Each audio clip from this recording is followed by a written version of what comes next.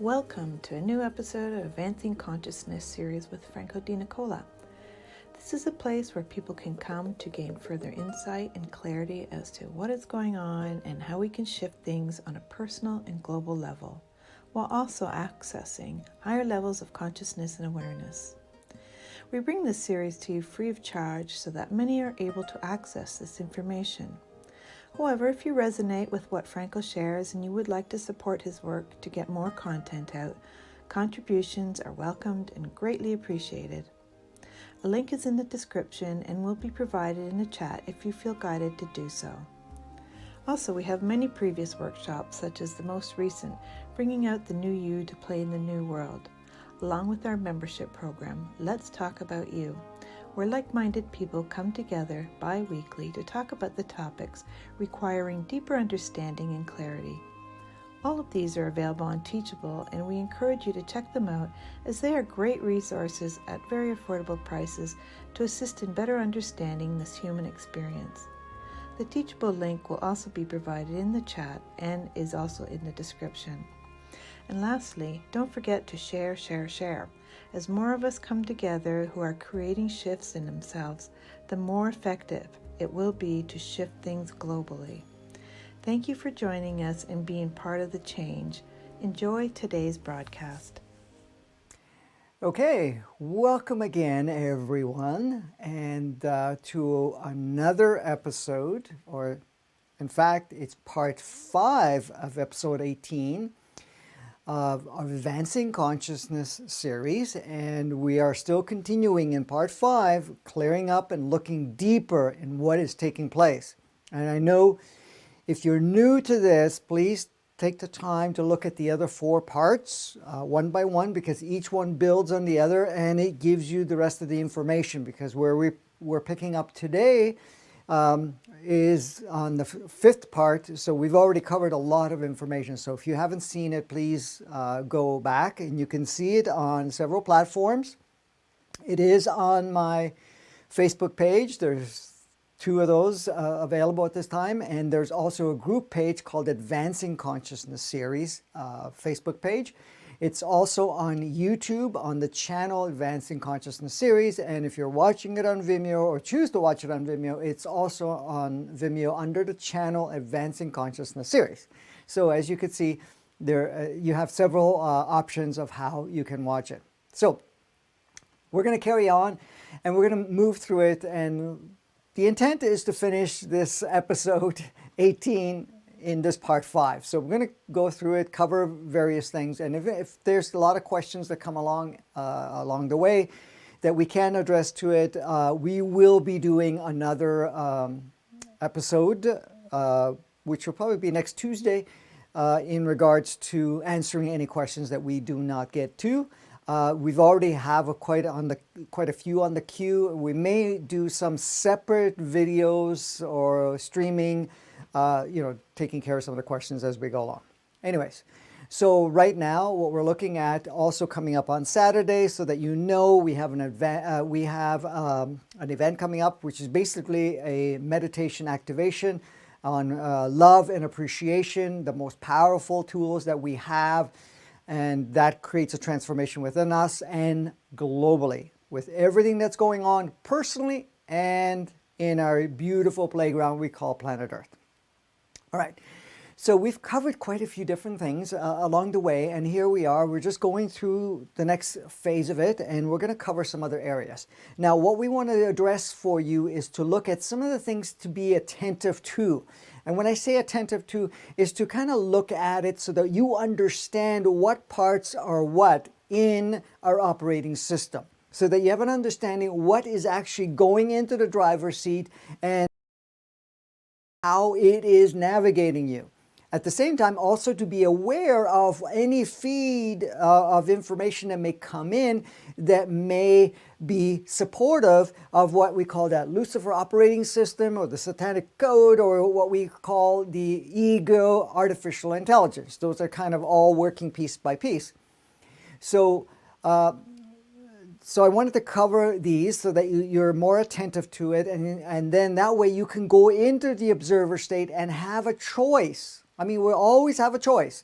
but you have a more active choice where, okay, I see this, where it's coming from, what's the intent behind that.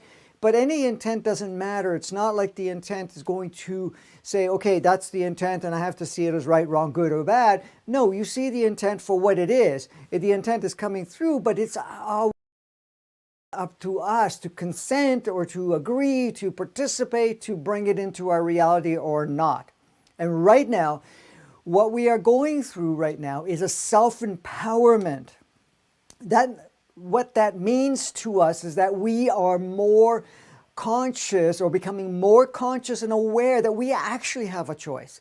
That in fact nothing can happen and nothing can take any course of experiences or play out in some way or another we agree upon or not, if we consent or not. Now, the key here is to also understand a lot of times we consent without actually knowing that we are consenting. Now, is that manipulative or something devious of some sort? It is not, but in a way we have to also realize that those are kind of the paths that we take for us to give us certain experiences. But right now, with the changes that we are going through personally and collectively, globally, if you want to call it that, we're actually seeing it. Because right now we're given a powerful option.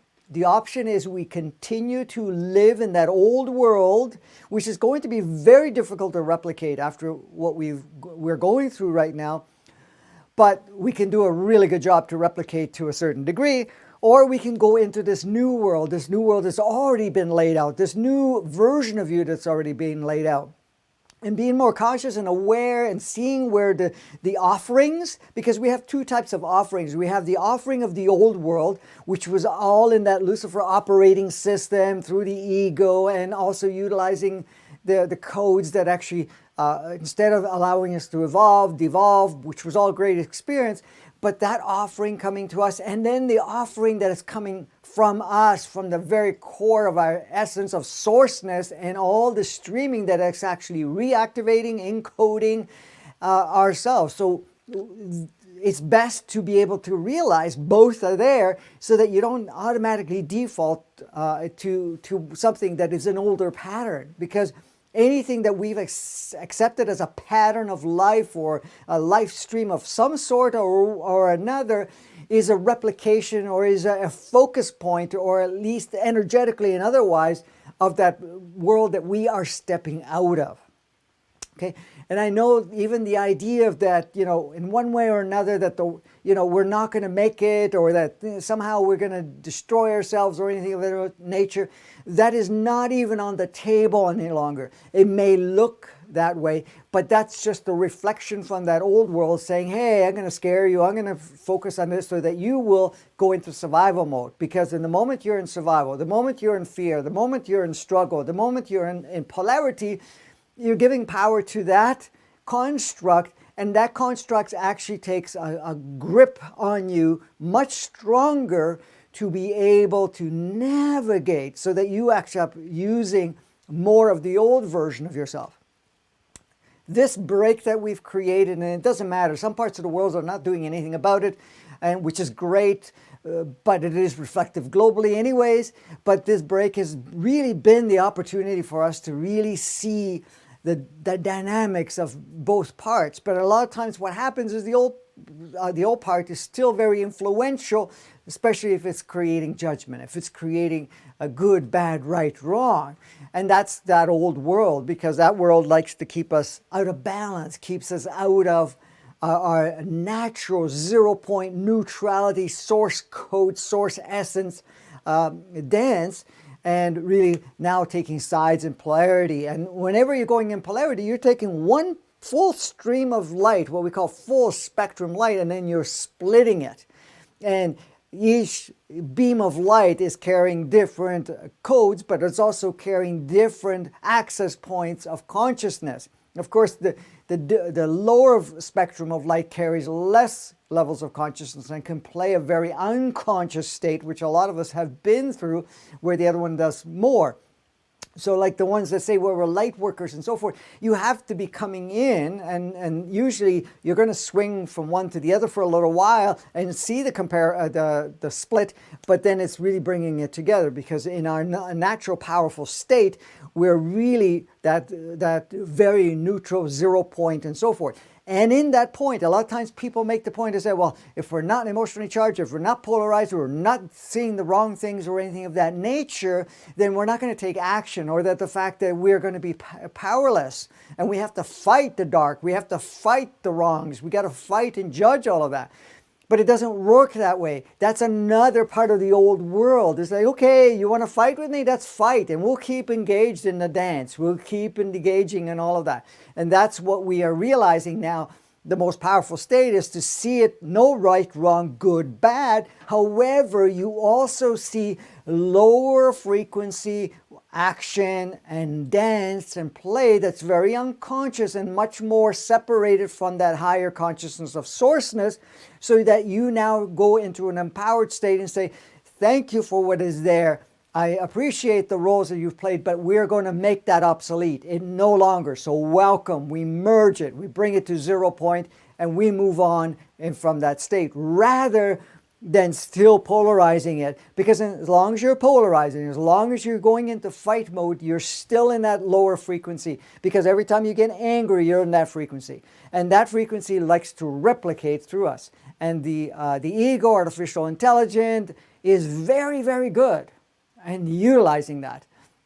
So this is why a lot of people, when they're going through the awakening process or becoming more aware of what's going on, even this whole idea of disclosure, you can get easily polarized. But that's the part that keeps you all entangled.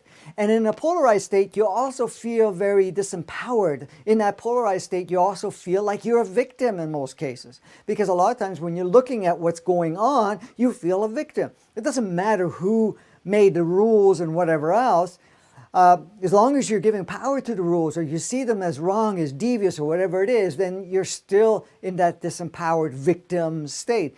This is all about empowerment. This is really stepping into the highest aspect of who we are, because we are now redirecting, and have been for a while, but much more so than ever, into that new world that we have called upon and we have co-created collectively.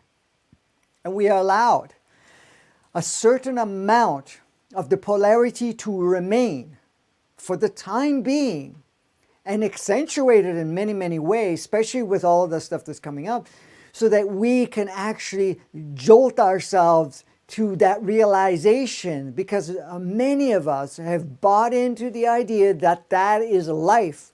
This is how it works. This is the mechanics of life, and you can't do anything about it. And you probably hear from people, well, you can't change things, but you can change how you look at it. That's true. It starts with that, but that changes because the way you look at it also changes what is projected.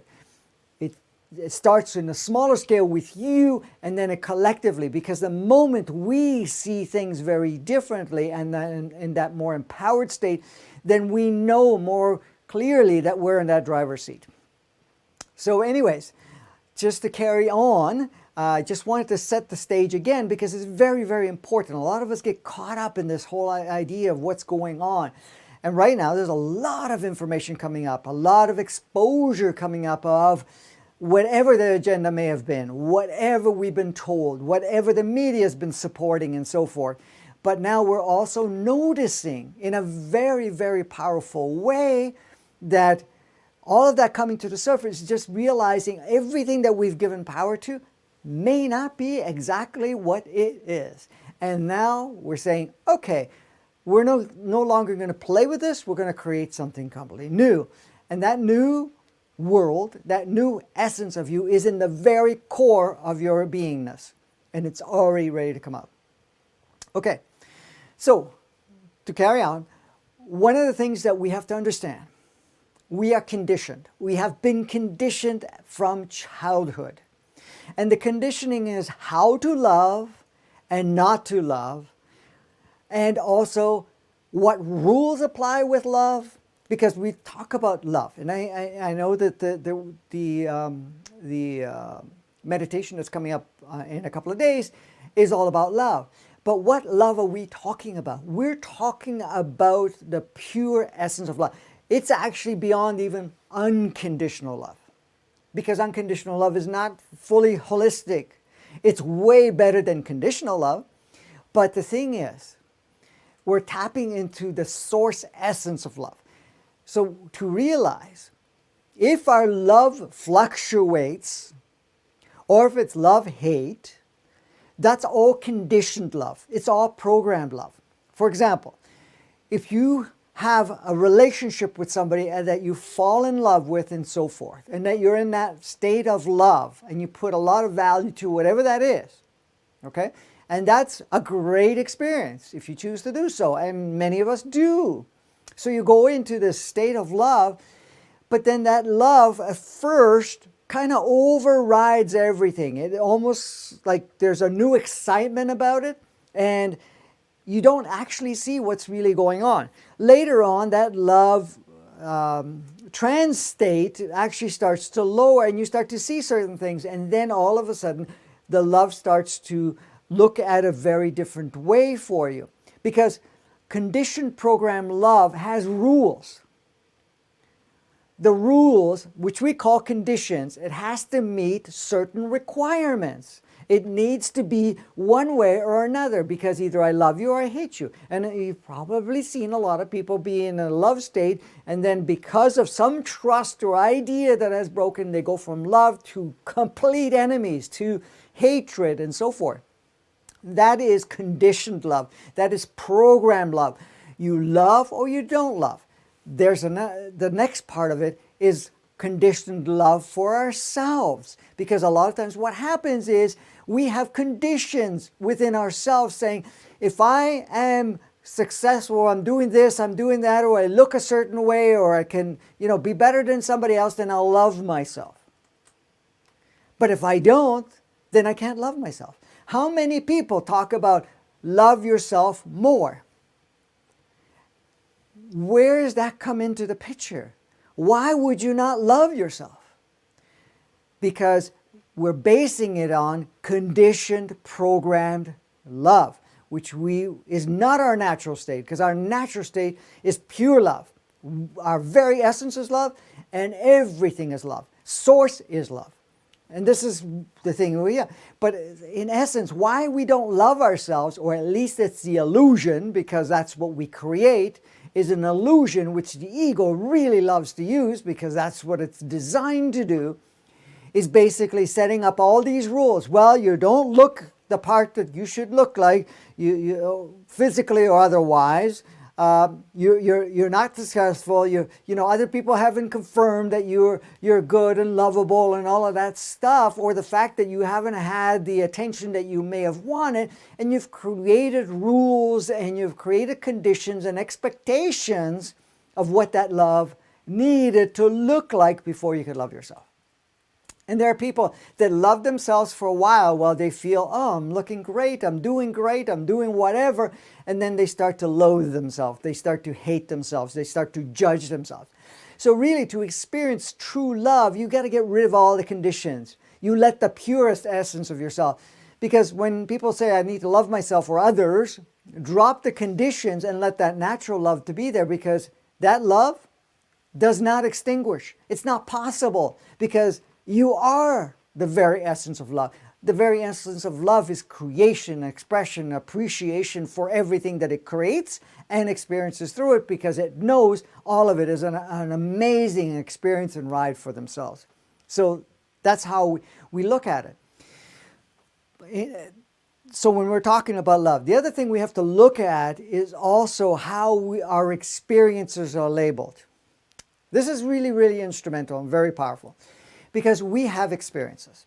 Things play out in our life. We make certain choices, we connect with certain people, we go certain directions, we play out certain parts of our lives, and whatever may have occurred, whichever way it goes, like for example, what role we played or any role that anybody else has played, what the role may have been, normally Our true essence is an experience is an experience. There's nothing outside of the experience. An experience is always beautifully created, and it may have certain intense experience, it may have less intense experience, but it's still an experience. And every experience has gifts. Every experience is an opportunity for you to advance, to become clearer, to be able to connect to higher aspects of yourself, even in the experience that is much, much, much polarized than you could imagine at some point or another. So we have to understand the labels that are applied are set by rules that collectively or we've labeled ourselves. So we put in these darn labels and say, okay, this means this. And this happened to me, so because of that, I am now going to function a certain way. And I have certain restrictions now because of that. So you may have had a traumatic experience as a child, and then that's carried over, and guess what? You now labeled yourself as damaged goods, or the fact that that drama, or that you felt like you were a victim because somehow you were taken advantage, or something of that nature.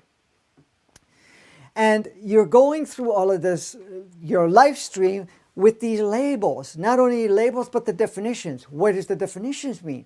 Definitions means somehow you start to believe, or you take it on you're not good enough, you're not capable enough, you're not smart enough, you're not, you're never going to get to somewhere, something like that. So that's a definition. Now it's defining you, but it doesn't stop there. The definition is, oh yeah, you're an artist, or you're a legal person, you're this, you're a doctor, you're doing janitorial service, whatever, I'm just saying. And you apply those labels, and then you build everything around those labels of what you are, or your definition. And many, many people, once they go through certain changes in their lives, then they don't know who they are anymore, because those parts that were defined or labeled about themselves no longer fit. So then they're looking at themselves and going, who am I? Well, that's, again, it's all conditioned and programmed within ourselves. But it's not our natural state, and it wasn't right from the get-go when we arrived here. It was really conditioned and programmed along the way. Now, some of it you bring through the lineage, some of it you experience through your mom and whatever interactions may have occurred during the womb process of going through that cycle. And then from there, from the exposure to the planet and everything else that you're exposed to other people, scenarios, and programming through media, education, and so forth, then all these labels come in. And the ego is usually the one that does the labeling, because normally your subconscious mind is just recording the experiences, really with not a label to it. However, the definition label is the ego part. The ego says, okay, we got to label this experience as good, bad, right, wrong, that you belong in this category or that category. And it labels it. Then it's stored in the subconscious mind with those labels, with those definitions.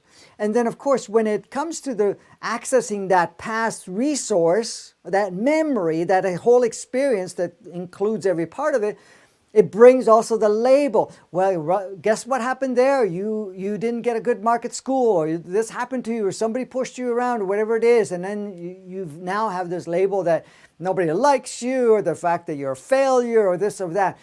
But that label cannot exist without your ego saying that that's what it is. But where's the ego get the resources? Well, it does receive it from other collective egos and other parts, but at the same time, it's also interpreting what it sees. So if you're watching a lot of media, meaning movies and shows and whatever else, just as exposure, and then also people, how they're interacting, the ego saying, oh, okay, this means this means that, and it's now even going back into the past and plugging in those definitions and meanings and labels to a particular experience. I've seen this happening with people when I've worked with them over the last 35 plus years in private sessions and whatever else, going through their journey. A lot of times when they had an experience as a child that may have been somewhat colorful, somewhat intense, somewhat categorized of some sort, really didn't have meaning until later on, when they were exposed to what that represented. That experience represented child abuse. That And a lot of times the child abuse is so categorized in such a way, defined in such a way, that it could have been just, you may have been spanked because you, at that time, you weren't playing the role, and that was kind of the modality that was used in those days. And then all of a sudden it's like, oh, I was abused, and this is why I don't feel good about myself, and this is why these particular experiences are occurring to me, and so forth. So watching that in the movies, the media, shows, you name it, through education, through exposures of watching other people and so forth, these labels go in and get plugged in. And it's really the ego itself that actually does all the plugging in of those definitions from the past. The other thing that's really instrumental to understand is that our experiences are also locked in with emotions. So what happens with emotions is that we're now including a reaction through the physicality. So you may feel sadness, you may feel depressed, you may feel angry, you feel all of that. That also gets programmed into. Now, some of it you carry through from the genetic encodements, from the family lineage and your parents and so forth. But really you get to turn it on. And this is the thing, is that you're going through it. And the ego loves to use emotions because it gets your attention, and it can either stop you, paralyze you, or get you to really take action in a polarized way. So just to recognize that if there's emotions coming up, labels of, okay, for example, I'm not good enough. The moment you have a definition, the moment you have a label about who you think you are or what you believe you are, you know that that was a program. And that, in essence, was an ego program. Because that's the part that defined it. Right, wrong, good, bad, what's acceptable, not acceptable, and so forth. And especially if there's emotions that are very powerful. I'm not talking about joy and love, which is a full expression of your true essence, but love, hate in the program state, which you can feel both polarity, which is very different, and also feeling the fact that emotions of anger and stuff like that, whenever you're seeing that, that is usually the program that is stored in your subconscious mind that your ego is extracting and has already possibly labeled, and then create a reaction. Because the emotions are very, very powerful. Now, there's nothing wrong with the actual emotion itself. It's part of the blueprint operating system of our human existence, our human body. But it was kind of what you call hijacked, or a lot of people call hijacked, where the ego started to use it in a very powerful way to create polarized emotional charges. And in that polarized emotional charges, it became the driving. So emotions are the icing on the cake. It just gives it that little extra flavor, and a lot of times a lot more flavor, in the sense of wherever you're having an experience, you have a more holistic, full body experience rather than a more lower quality type of experience. So an emotion enhances the experience and it involves your body. However, when the ego's gone in and used those labels, used those definitions, and polarized it, then what happens is the emotion becomes very powerful. So the emotion of fear, anger, and so forth really can hijack your whole experience, which is a great experience. But the thing is, you also get to realize, what does that mean?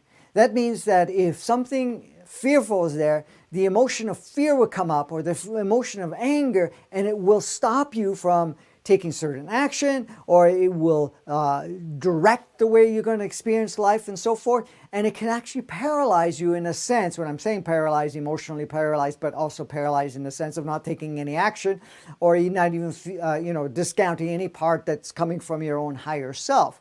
So to really understand that is that emotions, if it's polarized, if it's actually stopping you in any way, shape, or form, or especially if it's polarized in the sense of fear, survival, or whatever it is, you know that that's only being used by the ego with its labels and to kind of keep you off track from the higher aspect of yourself and that new you coming into this playground. So I'm just sharing this so that you actually understand it, okay?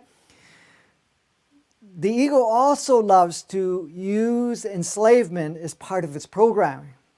So it can use the stories, labels, programs, but at the same time, it also uses emotions to enslave you.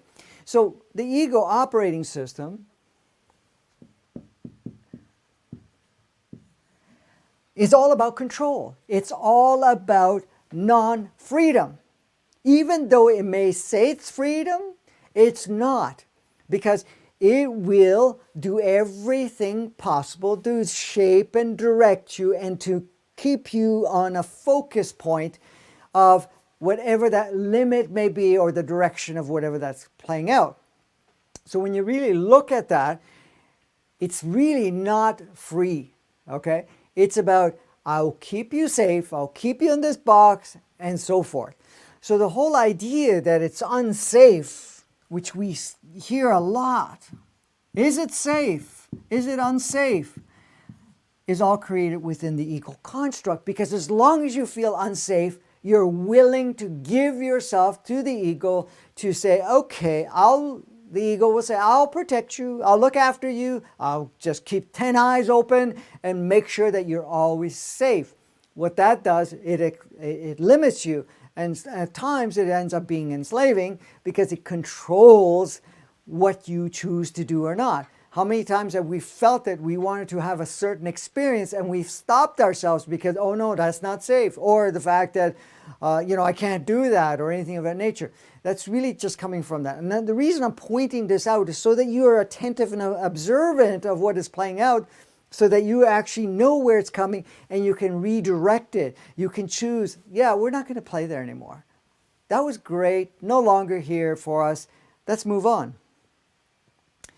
The other thing we also have to understand, a lot of all of this programming that we've had, okay, that was really done as part of the ego, but the ego is, we have to understand, the ego is a software program that works within our mind. Okay, and it's a small part of it, but it can be very empowering. But that the mind itself, or the ego and all of that stuff, was all really programmed when the inverted 3D, 2D part of the inverted matrix came into play, which worked everything backwards. Everything was opposite. So the world you see is reflective of that oppositeness everywhere, and that's what we're having, the last bit of it. And even the awakening part and all of that stuff is showing more of that stuff, so that we bring that in. The other thing is too, we have to understand that a lot of times when we start to connect with our bodies, you will notice that much of the desires, the choices that you've made that involve the physicality, it disconnects you from your innate consciousness, your body's innate consciousness. What does that mean? Your body has a consciousness. It has a very powerful operating system that is very inherent to keep your physicality in tip-top shape, and uses resources or energies and so forth to kind of support yourself while you're on Gaia, on the planet, to play and to experience whatever it wants that you're choosing here to experience. So when that comes into play, okay, our innate consciousness is always tuning yourself to be able to be always in a very great, amazing shape. And when I say that, in functionality, okay? And it does communicate with you. Now, what happens is all of the stuff we've been exposed to in the inverted matrix and in the inverted 3D and 2D, which we are moving out of, our bodies have been extremely conditioned for certain parts coming into our life as, I need to consume this, I need to do that, and so forth. And the body's innate consciousness may be saying, no, this is not supporting us. But because we've programmed ourselves that I need to eat this, I need to consume this, I need to do that, or whatever it is, that tends to override. And this becomes very important for us to connect with our body. And before that, we look at just following the old patterns that we've had of what we consumed and what we exposed ourselves to and whatever we did, is to really spend some time with your body and communicate about certain things that you may be habitually responding to, or habitually consuming, or habitually taking as one thing or another as a stimuli or whatever. So it's really reconnecting, because what happens is, with all the programming that's been going on, we've basically been conditioned to ignore the body's cues and communication and really go by program based. What we've been taught, conditioned as an acceptable way of life. So most of us are consuming foods and are exposing ourselves to certain things that the body is really not inherent to utilize, and it has a lot of work that it has to do to modify it so that it actually becomes somewhat functional, usable for its sustainability. So in essence, what we're looking at is to really connect, because a lot of times we feel, okay, I need to have my coffee, I need to have the... I'm not saying that there's anything wrong with certain things, because a lot of things play a very particular role, but just looking at the habitual part, then you really want to communicate, because a lot of people smoke, do whatever, or even consume certain foods that are very processed or unnatural or wasn't even designed, and the body can't really deal with it very well, but it has adopted to a certain degree. But right now, with the energies coming in, the body going through the transformation that it's going through, it's going to make it very much more clearly, much more powerfully clearly, that it wants to have certain vibrational foods, vibrational substances, or whatever it needs to be exposed to kind of support it to go into that transitional part where it becomes back to its natural blueprint. Because originally our blueprint did not require any of the stuff that we are consuming now. And even when we did go through the different stages of changing, it was very minimal compared to what we are now. So there's a reversal process going on. And this is where it becomes very important to pay attention to the cues, what the body is indicating for you along the way. So it's a matter of spending some quality time to connect with your body and ask. And even when you're about to consume something, even if you took a small portion of it in your mouth or inhaled it or whatever you do with it, just sit with it and then ask the body. And you'll have the cues. It may not scream out loud, sometimes it does. But at that point, you'll have the cue if it feels. Because a lot of times when we're ingesting things, we do have a reaction in our body. Because we put a lot of focus on the programming that it's got to taste a certain way, and that gives us elation, gives us the satisfaction. But it's not a whole body satisfaction. It's only a taste bud satisfaction. And then we have programmed ideas that if it's sweet, it's got to be nice. If it's this, it's nice. So this, you actually train your sensorial component of taste to acknowledge that this is pleasurable. But that's the program part. And most of it is through the conditioning and program that we have. We've gone out of our natural diet because of the conditioning and programming. And so now it's a matter of bringing it through. Even the amount that we consume and so forth, the body's always telling us. The other thing is too, we are also, we became conditioned just to acknowledge, to fight nature, to fight anything that is very natural and so forth. So meaning that we have to see everything as in a hostile way. I was going to make a new word, hostilic. Yeah. Hostile way. And to be able to see that the environment, everything that's going on is there to kill us, there to diminish us, there to hurt us or anything of that nature. But that's just a conditioning and program that you need to be afraid of it. Now, yes, you're going to take certain action and choices and so forth that may be conducive while we're doing the transition. But nature wants to connect with us, communicate with us, and so forth. It's not about being afraid of it or feeling that somehow it's going to take you out. So there are certain predators and so forth of the animal kingdom that's still reflective on a collective because it's not even their natural programming. It was part of the inverted matrix part that's changing. But at this point, yeah, you just still take the steps, but in not exposing yourself in certain ways, but also see that nature is nurturing us, nature is supporting us, everything is supporting us to become that more authentic aspect of ourselves going into that true state.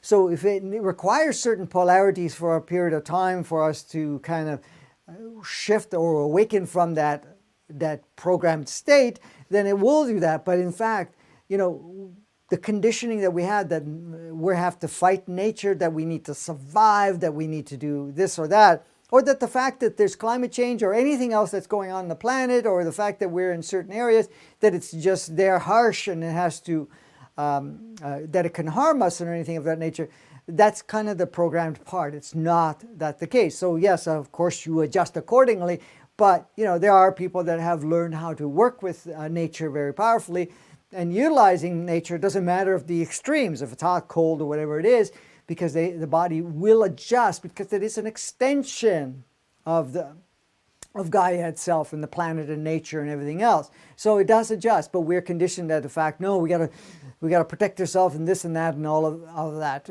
But there are people that have used different modalities that they've learned from their own experience to be able to. Now there are people that can see that they're breatharians. They'd be able to get energy from the sun. There are people that can actually adjust their breath and so forth. And there are many people that are learning from it, that they can climatize themselves and they can be in extreme cold or hot or whatever it is, and it's not affecting the body in the same way, because it's creating a beautiful marriage with nature. Because nature is not trying to extinguish us. So the fact of us having certain issues with the weather and so forth, that's still part of that programming that we're breaking out of it, because nature does not want to take us out. It wants to support us. However, if we're going to fight it, then it's going to kind of show us that we're fighting so that we can really adjust it. That's all it's about. Okay, the other thing is that we're also programmed, so that you notice, pay attention, we're in our own observation, that we're made to believe that freedom is dangerous. That if we have freedom, then true freedom, in the sense of freedom that you can do what you choose to do, that it's dangerous, that we will be harmed or others will be harmed. So that we're all dangerous to each other and we cannot even trust each other. That's all from that the inverted matrix operating system that we are purging. It is not our natural state. Inverted matrix, which is basically the 2D and inverted 3D operating system, which again, when we're talking about the original operating system that was applied. The reason is that it's dangerous, so that we confine to certain rules that are brought in and saying this is how it works, because if you follow these rules you're going to be safe. It's the same thing with all of this stuff that's going on in the medical world right now. You got to be safe, you got to wear this, you got to stay locked up, you got to take whatever's going to be offered at some point or another, and all of that stuff. That's all operating in this. We're purging all of that. And then of course the ego works very hand in hand in all of that.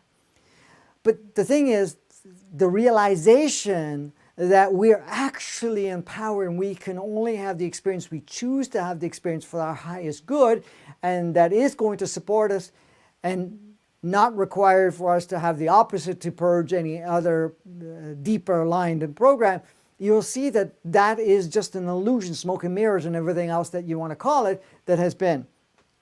So the belief that freedom is dangerous, that we cannot trust each other, that in somehow we are going to harm each other and all of that stuff, that was programmed in the survival program, that was all in that we are purging. Of course, we still have a lot of that in our operating system. It doesn't matter if we're in organic 3D and organic 5D, we're purging the 2D, inverted 3D, the inverted matrix, and all the associated operating system and the power that the ego has given, because the ego, this is all working hand in hand. This is like brother and sister. This is the actual part that's localized within you. This was the makeup and the construct of the outside playground. You were going to say something? Yeah, Julie's just asking, is hay fever an allergy to nature itself? That a fear of nature? In a way, yes. The other part of the programming with, hay fever and so forth, it's basically the body has now been exposed to a lot of other chemicals, a lot of other things that it hasn't been able to purge. So being exposed to certain elements of sort that comes in, the body starts to get into overload and starts to react in that certain way. I've seen many times, and I've experienced it myself, and even with my children, that as I'm not saying it's 100%, but in my case, I've also noticed a lot of it has changed because I used to have a lot of heavy duty hay fever and allergies and so forth a long time ago. And then as I started to adjust certain things and really welcome more of the nature part, I noticed that it diminished and diminished and diminished, so that the reactions weren't as severe. In fact, it's quite mild, and now even when it does come in, it's really mild and very short-lived. So those are usually cues that the body itself is going through a process where it wants to purge and to harmonize and balance. But then there's also the other part of feeling that nature is somehow, wanting to harm us or something of that nature. We're programmed to do that, to respond in that way. But a lot of the programming, you have to understand, a lot of the programming are codes that have been put in. Let me clarify that. Substances, chemicals, everything, medication, drugs, not drugs, but what do you call it? Chemicals and so forth. They're encoded purposely in many cases. I don't want to be the conspiracy thing going on, but there's a lot of information around that, so you can research it. A lot of the things that we're exposed to, even things that we are convinced is supposed to help us, does throw our operating system out of balance and also encodes our body to react a certain way. So that in fact that the energies or whatever the nature's offering all of a sudden becomes something that it reacts and responds to in a way where it's not very pleasant. But that could be for a lot of the exposure of the chemicals and so forth that are dropping from the skies through the chemtrails. It's in our food supply, it's in the chemicals used in production of food and so forth. It's in our air, in our water. A lot of these things have so much different codes that it disrupts the natural trend of our operating system. Now, you can use that to deprogram it by connecting with nature. So you can now connect with nature and go into the state of appreciation of its presence, allowing yourself to connect with that, be in a state of love, and you will notice certain things you may have to adjust in concerning to what you consume and whatever else, but that's only one part of it. But by connecting with nature more and be able to accept it as is, you will find that there's a turning off of certain codes that may have been brought into your body that are activated, and other more natural codes kick back in, and you'll notice that a lot of the severe hay fever and all other stuff that you may have had from the different climate changes, and when I say climate change, by the seasons, all the different seasons coming in, the different blossoming of plant life and so forth, will not affect you in the same way. That will also change. You're going to say something around that? Sabina is asking, you mentioned earlier that the Luciferian system has some laws. Can those laws be broken? You don't want to break the laws. You just want to make Yes, it we obsolete. You basically want to make it obsolete. So the laws and rules that have been applied is offered, and the only way you can utilize it is if you consent to it and you give power to it. So what happens is as you choose not to give power to it. Now, you have to understand, there's two ways to this. You can turn around and look at it and demonize whatever those rules are, or say right, wrong, good, bad, or I'm afraid of those rules, or that I have an issue with those rules. Then that's going to be very difficult. Now you're going into breaking. Now you're going into fighting. But the thing is, when you do that, it just gets reinforced, because you're playing with the same field. So this is where, not so much the laws of attraction, but it's called energetic alignments, or the energetic and focus alignment or frequency alignment that you create. Okay? so that you will have that opposition, because if you're in opposition, you're going to have opposition. But in fact, when you're looking at it and whatever those rules are, you can now connect with yourself and say, okay, I choose no longer because this was perfect. I love it. First you acknowledge it, you thank it, you love it. You say, this was absolutely fantastic, great. And at this point in time, I choose not to support it any longer. And then what happens is those rules do not affect you in the same way, and you start to see a diminishing. Now, the collective may be still supporting it, but you're able to merge or basically unplug yourself from the same effect that it would have on you at this point. But it also allows you, you also have to look at the belief systems that may have been integrated. So you may have to go through some of the purging part. And when I say purging, clearing up all of the other rules and programs that we've established and kept in our subconscious mind, conscious mind,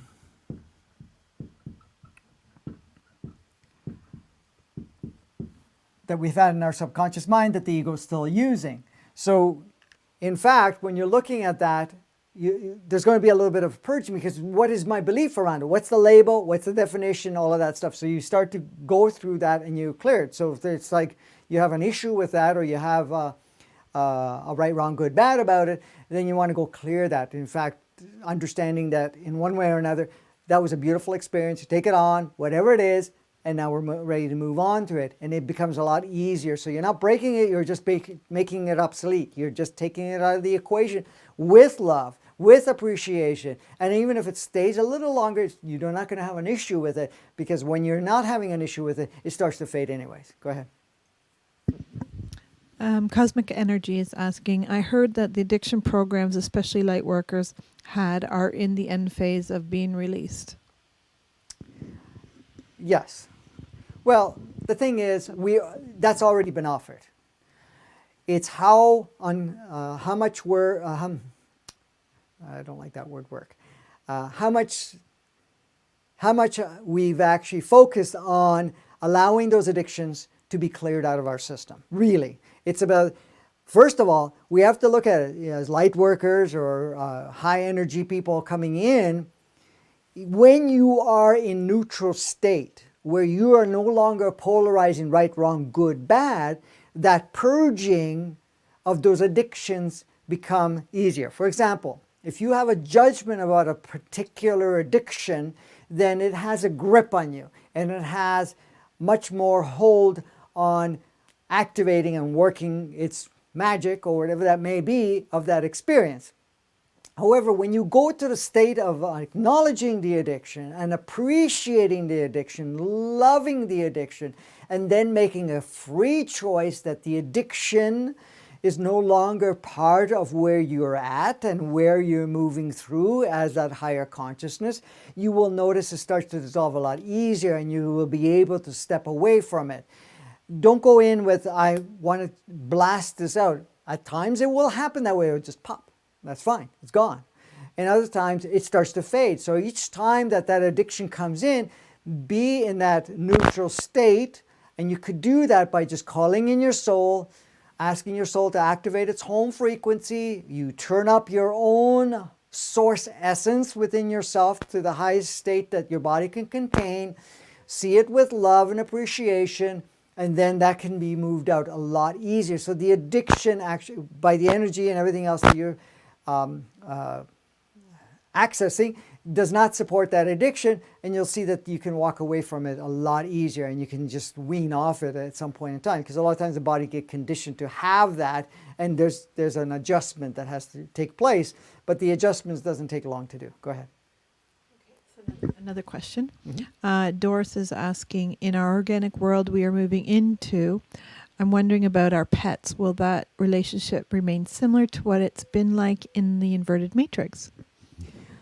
Well, a relationship of all sorts in organic 3D and organic 5D, and especially as we're moving towards even organic 5D, the relationship, the dependency, the meaning, the attachment, and the roles that they play with each other, animal and person to person, animal to humanity, will change, so that it is a more of an equal, beautiful dance of expressions rather than you play this role, I play that role, I have to play this role for you, and you have to play this role for me, or there's a dependency or an attachment or anything of that nature. All of that kind of dissolves so that the dance is much more neutral. And you'll find this with your kids, your siblings, with family dynamics, with your pets, with whatever you want to call it.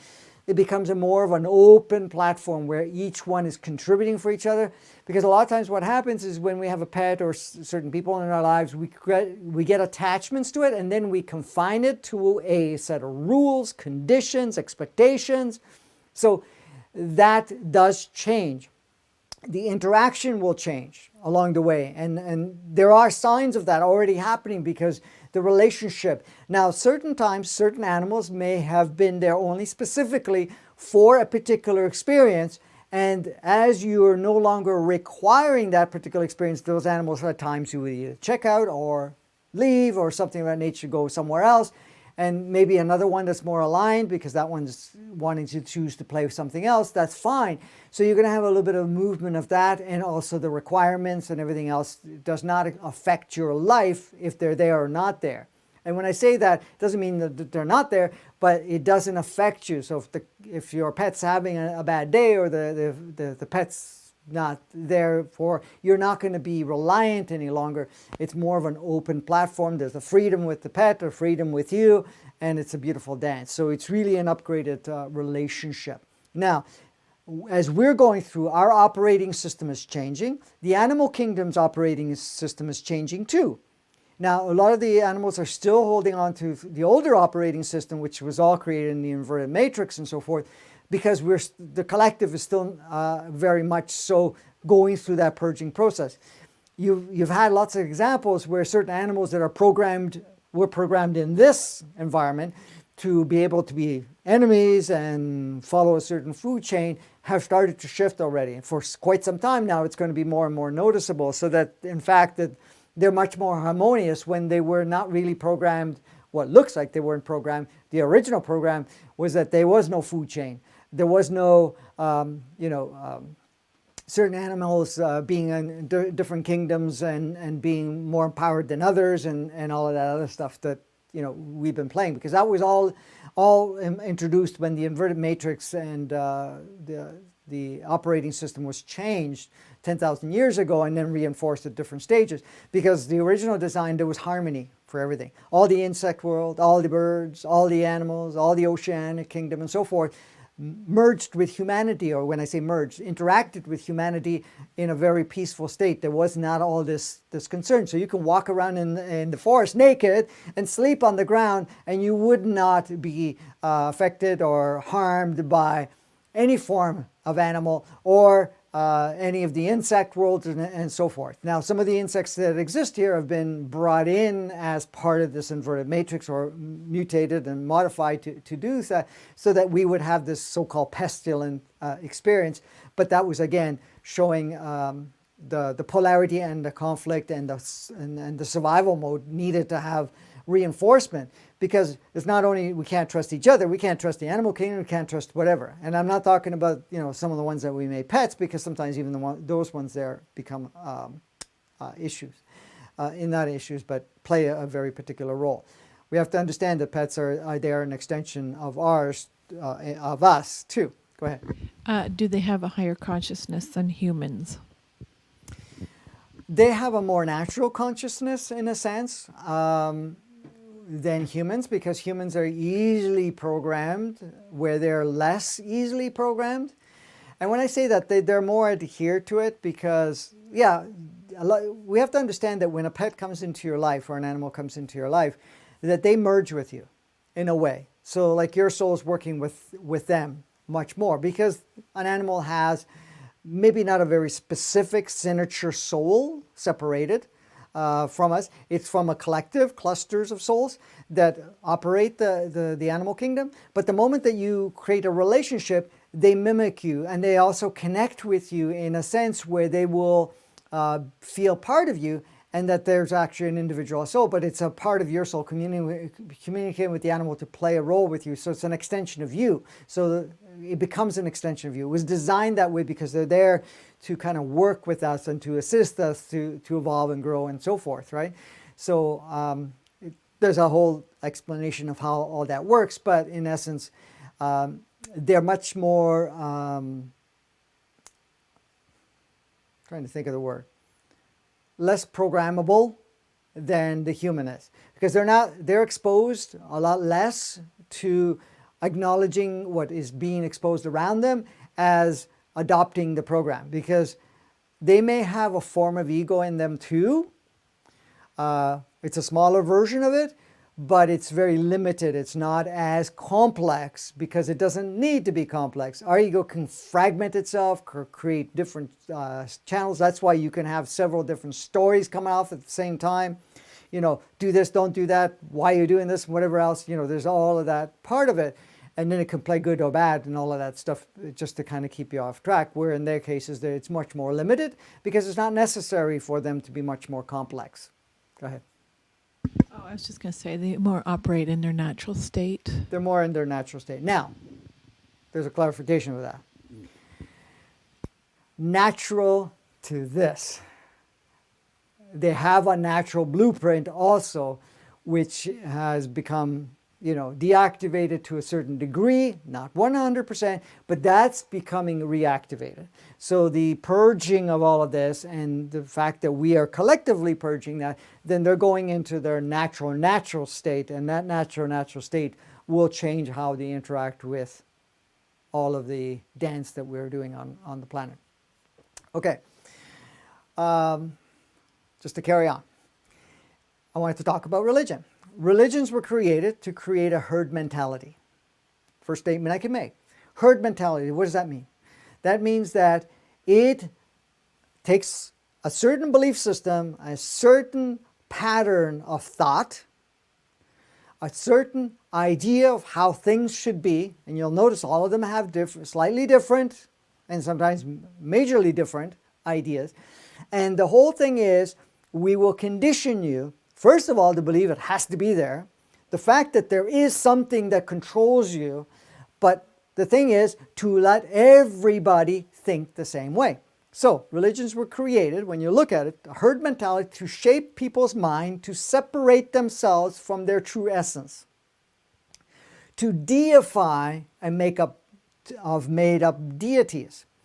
It does not allow us to free thinking, connecting with our true knowing and essence, to make you afraid, not to enlighten, project darkened light, and instill fear and compliance. I decided to read that because that's the only one I wrote more about it.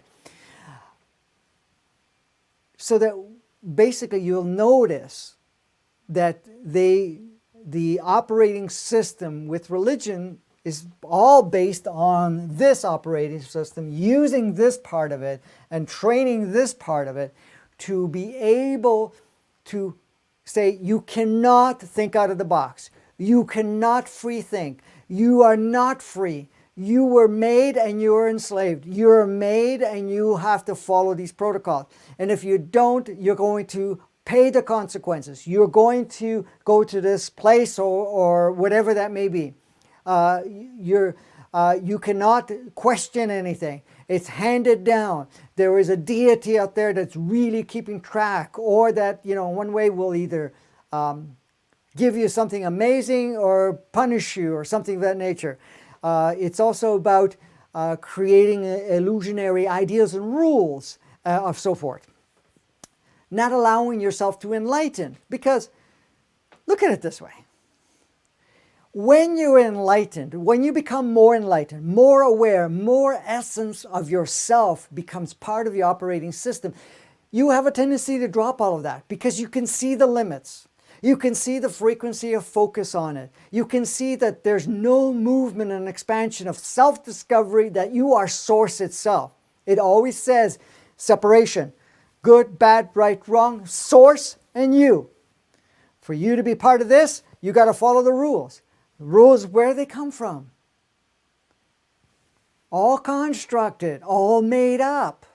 Now, some of the rules can be used as guidelines while we're still in this operating system and say, okay, well, there's a certain respect that we have for one another. But when you step out of that, you already have that. You already see the beauty of every single individual, which is an aspect of yourself, as part of this beautiful dance, and it's not outside of you. And it is part of you, and you're doing it together. The whole idea of light, dark, good, bad, all of that stuff is accentuated within that. And then it creates all of that. Most of the religions also get into the judgment very powerfully in judging others, or the fact that if you're not saved by some deity or some other representation of a deity, that you're going to go into a bad place, or the fact that we have to have this particular deity after so much glorification and so much praising and so forth that it may come and save us because we're just scum of the earth or whatever, because we're not capable. These are some of the ideas. I'm not saying all of them are like that, but that idea is pushed very powerfully, and that there is certain ways of operating in life.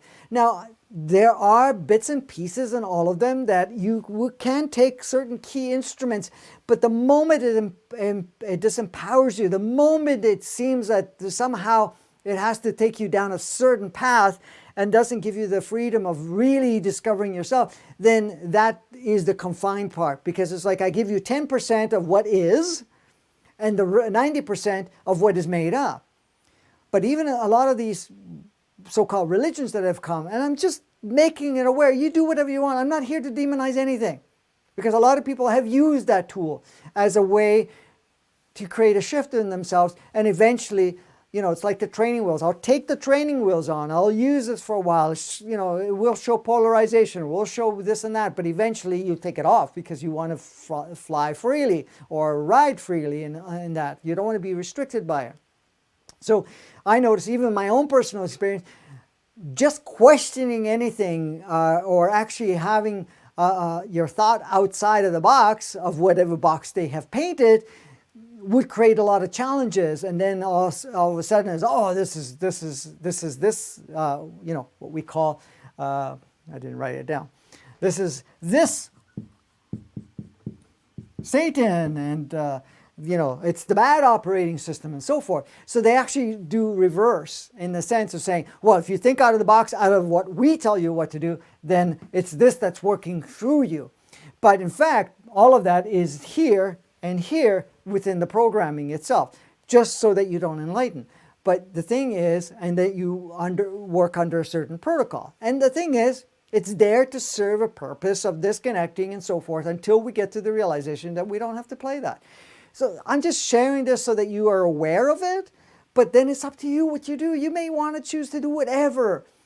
The point is here, I'm just showing where it's coming from, what the nature of it, but if you pay attention to it, then you can realize it. How does it play a role in me? How does it restrict me, or how does it advance me, or what does it do, it doesn't do? Now, there is a communal part of it, because in essence, we get together at certain times of the week, or year, or months, whatever, anyways. Or certain rituals, and it feels good because there's others like that. But in most cases, what happens, that fades, because then it's really, as you start to discover more of yourself, you'll notice that that herd mentality, that believing whatever is being told to you is not of serving. And then the other thing you have to understand, that a lot of when they came along, they were plugged in by the beings that had come in that were playing the polarized inverted matrix. And then, of course, it got changed and so forth. So even the knowledge that may have started thousands of years ago that were shared, a lot of times gets modified, because we want to make sure that people don't get it, that they're the gods, they're the essence of sourceness and so forth, so that we can keep them enslaved or keep them in whatever. So a lot of things are changed in that regard. But it's up to you how you use it, because it's just there for you to use. Go ahead. Okay, so Lisa's just asking, will people who are extremely conditioned in their religion or also cults begin to just move away from that and reclaim their personal power? And I'm just going to add Julie's question. Yes, religion doesn't seem to be in the collective mind as yet, as in signs of it breaking down. Is that soon? Well, it all depends on us, okay? Right now, we're experiencing pretty powerful polarization. And we also had an energy split that occurs where you if you're in that category of deifying and putting a lot of energy in that, you're going to feel the depth of it. You're going to really intensify it. You're going to really feel the saturation point, and then you will shift. So, like even now, there's a lot of stuff coming up around religion anyways. Pop in the bubbles left, right, and center, or balloons, or whatever you want to call it, of, inside information of what's really going on, and the fact of saying, oh, this is the holy thing, but meanwhile it's operating here and here, stuff that's going on. Some of the religions are involved in very what we call low vibration, very low vibration of rituals and going into sacrifice or whatever it is. Those things are being exposed so that you get to see that what we made as the Holy Grail is really a system that has been keeping us in a lower state. So people are going to start to realize that more and more. And I know there's a lot of people in denial, and that's perfect. That's fine, because they need to be in that state until they're done with it. So in fact I've seen it in my own family dynamics where, the idea of whatever's going on in particular religions and the pedophile and all of the so-called lower vibrational rituals and whatever else, and they're so convinced that that's not possible. They're saying, oh, no, that's propaganda, that is false news, that's being exposed to whatever it is, because they're still in there. So that's fine. You let them go through it, and then they come to a realization or not. It doesn't matter. That at this point, it's becoming more and more unstable. And this is why more and more things are coming to the surface, and also intensifying it, so that what we put so much power in, so much starts to erode the power we've given into it. The solidity that we plugged into it starts to erode and starts to weaken, so that it doesn't have as much of a grip. So the box, the bars, whatever you want to call it, of that confined idea starts to fall apart, so that you can step out of it a lot easier.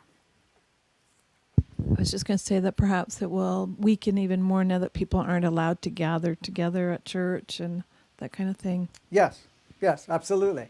So even the stuff that's going on right now, where we're in the lockdown, and a lot of these groups, now of course some of them are doing it online and whatever else, but it has a different impact when we're doing it that way.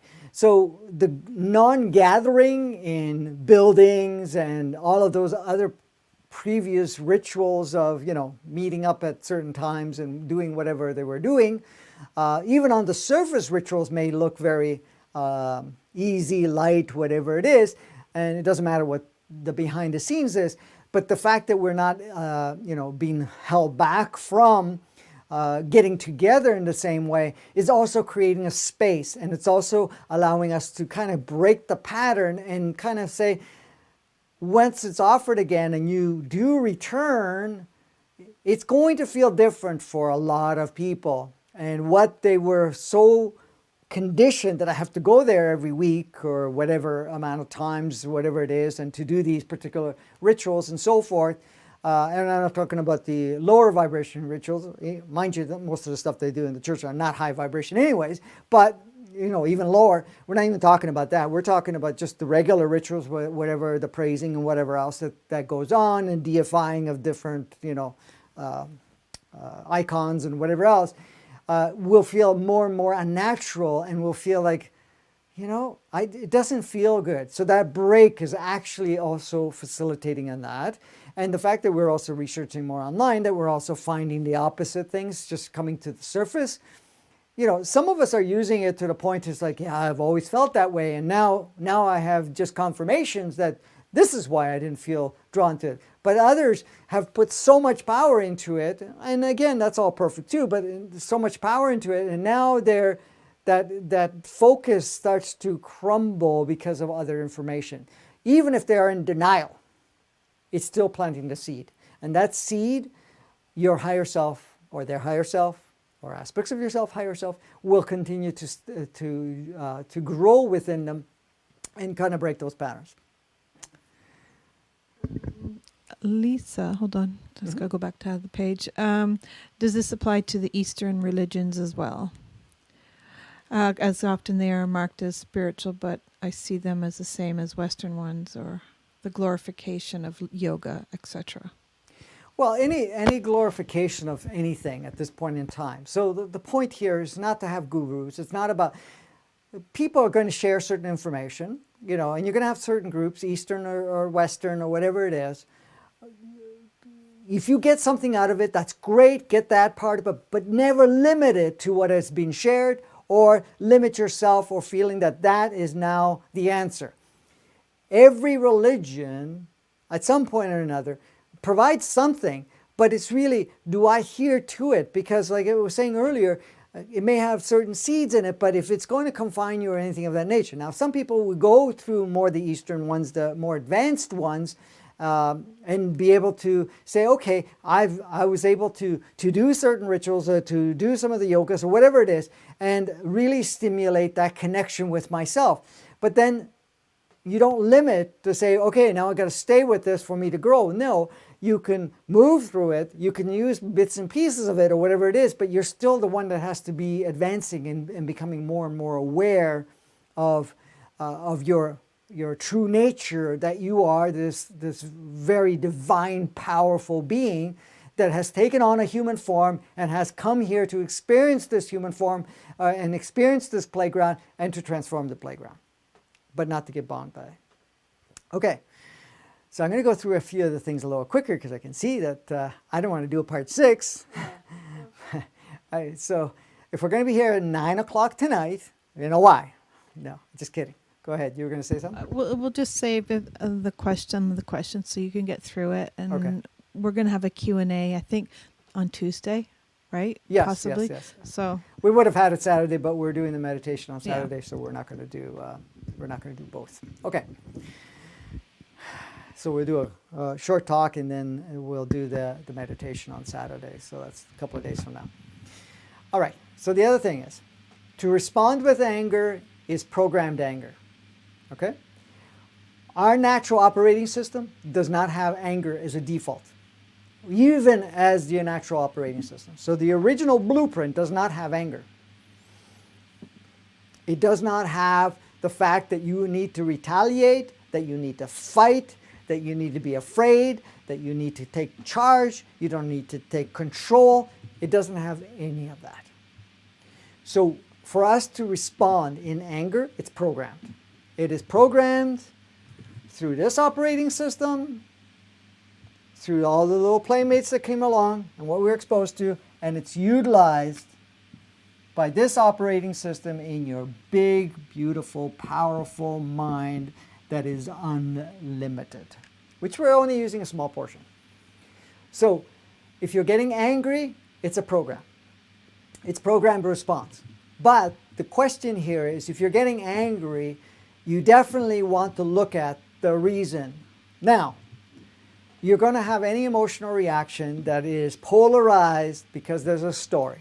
There's a program, there's a belief. So at that point, you need to ask yourself, what is my story? What is going on? Why am I angry? And then by asking, but you write this stuff down and you follow the pattern, because if you don't, your ego mind is really, really good to throw you off track. You'll never find it because it's going to keep you scattered. You got to write it down. I'm angry. Why am I angry? Well, such and such did this. So what? Why would I be angry because such and such did that? You're going to get down to the story, program, and belief system that was adopted, which was nicely constructed by your ego, stored in your subconscious mind, and it's referring back and forth to it so that it can use that paralyzed state. So any emotional charge that is very polarized is programmed. That's all I want to let you know. It's programmed. So now you want to go and deprogram. The only way to deprogram is to look at what's the label in the story or the definition that's been applied, which was still programmed from this and this. So you want to go through that. And that's what we're doing right now. You can go faster, much more efficient by doing it that way. Okay. So what is happening right now is a programmed response, okay, of fear, self-governance, self-imprisonment, with no facts, with agendas, motives. We are doing it to ourselves because we've adopted to believe so. So what I'm saying is, everything around you that is being propagated in any way, shape, or form, and even what we're doing here, we are responding based on the programs that we have. The program of fear, the program that we need to follow and put other people on authority, that we cannot question, that in some way that we need to be afraid, that we need to be self-governed and locked up in a way where we have to preserve ourselves, that we have to imprison, if you want to call it self-imprison.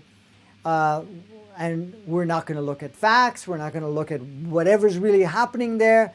And the only reason it can happen is because we've adopted the program that this has said, yeah, okay, it's unsafe, but what you know within you does not matter. It's what you're being told. What these so-called self-proclaimed deities or self-proclaimed experts are telling you. Now that doesn't mean that if you're getting true information that you say, okay, let me look at that, how does that feel, and so forth, and also do other research so that you can actually see all parts of it. And then come to your own conclusion, how do I choose to play it? So what's happening right now is just us responding through programs. Because if we weren't operating through programs, you would have seen through it and say, what? What do you mean? We're in governance here. We can direct our lives. We are co-creators. We don't need to give power to this. We can turn on and turn off anything. It doesn't matter if it's virus or not, or if it's just a protein with codes in it or whatever it is. We're ultimately the one that turns on and turns off, and we have a beautiful innate body that can adjust anything. And for us not to be, to be in the state that we're in, it's a choice that we would make, and nothing would happen unless we've agreed to happen. And the thing is, the beauty of it, you can follow all the protocols, you're still going to have whatever experience you need. It doesn't change it. And a lot of times you have the opposite much more powerfully, just so that it shakes us up so that we can make a new decision, a new direction. Okay? So this is the thing. It doesn't have power, but you're programmed, we're all programmed to some degree, and some very extensively, to respond and to not even use your own consciousness, not to use your own awareness, not even to use your body's innate or your human entity's innate or your soul's consciousness or anything of that nature to govern what we choose to do or not do, or to direct ourselves one way or another. So I just wanted to let you know that all of this stuff that's playing out right now is program response, and all programmed through this with this. Well, starts from that. That's just the software. The other thing we have to understand, there is no one is evil. I know there's a lot of talk about that. There's no one is evil. Everybody's just playing a role. All part of source consciousness, source light, source awareness. Yes, we chose to play in the polarity world. Yes, we chose to accentuate certain polarities. The fact is, if you see somebody evil and you label it evil, you're still in the polarized world. You see them as playing a role that may not respond or basically align with you, then you still have a power. Then you're in a powered state to basically choose not to interact, not to consent, not to play, and to be able to powerfully change it. So if all of us went into the point we stopped,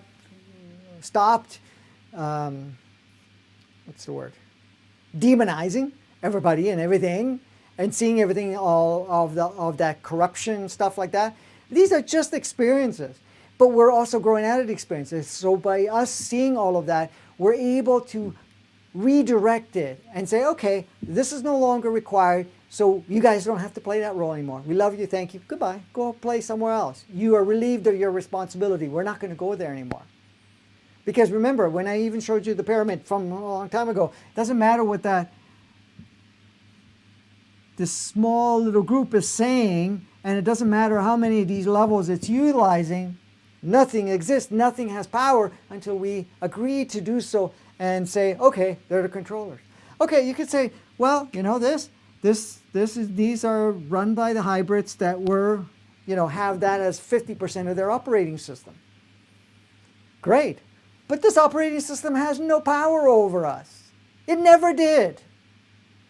It doesn't. But it convinced us it does. This is the thing. This has worked so hard to program and condition us to be able to respond certain ways and to demonize certain ways, and made some changes in our operating system through the help of this in our operating system, in our mind, for example, because they have no power, never had any power, and it doesn't even match with our operating system. It's not like we're talking about the hybrids. The hybrids basically at that point, they took on 50% of that operating system and applied it to our natural operating, but we didn't. And that was a really small group. Small. We're not even talking 1%. We're not. We're 0.001%, if that.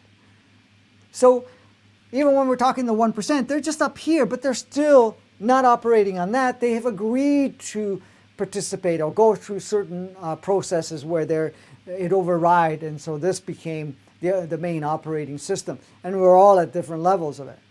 So it's really up to us how much power we give to any part of it. So we're not, governed by it.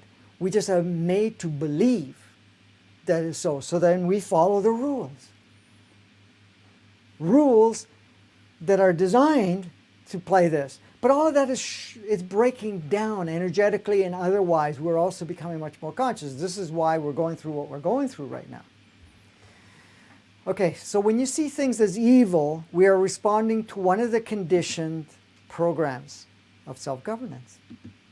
And when I say self-governance, we're actually looking at and responding to one of the programs and rules that have been applied by this.